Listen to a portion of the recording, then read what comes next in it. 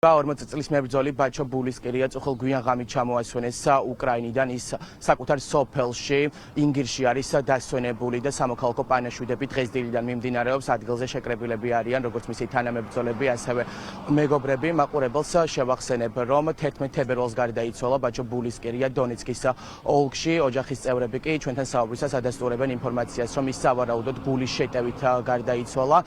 ბულისკირია ომის დაწყების პირველივე დღიდან იმყოფებოდა უკრაინაში, ერთხელ მძიმედ დაიჭრა და მარცხენა ფეხის ტერფი დაკარგა, რის შემდგომაც ჩამოსული იყო საქართველოში, თუმცა ვერ გაუძლო აქედან ყურებას ომის საშინელების და ისევ გადაწყვიტა უკრაინაში დაბრუნება და ის ლეგიონ შერეკილებში ირიცხებოდა და უპილოტო საფრენს მართავდა.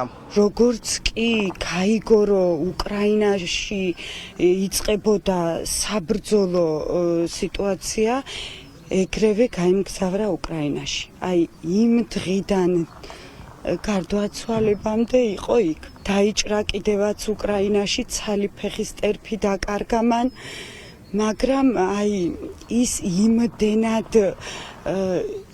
იმდენად განიცდიდა ამ ყველაფერს, რომ ვერ გაჩერდა საქართველოში და მეო სადაც ჩემი ძმები არიანო, იქ უნდა ვიყო, ვერ ჩერდებოდა. როგორც გაირკვა, იყო უკრაინის ერთ-ერთ ოლქში და მიმდინარეობდა ძალიან ძლიერი შეტაკებები, იყო აფეთქებები, რის შედეგადაც მოკლედ გულის შეტევით გარდაიცვალა. ბულისკირია დროებითი ოკუპირებული გალისდან იყო და მისთვის, როგორც ოჯახის წევრები ჩვენთან საუბრისას აცხადებენ, უფრო მძიმე იყო რუსეთის შეტევა უკრაინაზე და სწორედ ამიტომ გადაწყვიტა მან ომში წასვლა. ბულისკირიას 24 თებერვალს დაკრძალავენ.